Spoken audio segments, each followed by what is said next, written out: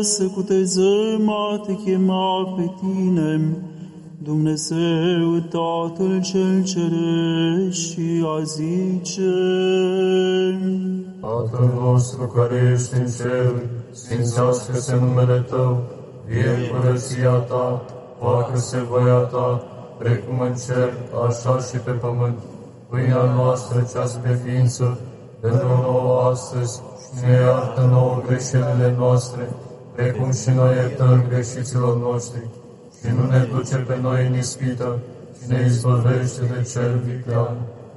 Tata este împărăția și puterea și slava a Tatălui și a Fiului și a Sfântului Duh, acum și pururea și în vecii vecilor. Amin. Pace tuturor. Și Duhului Tău.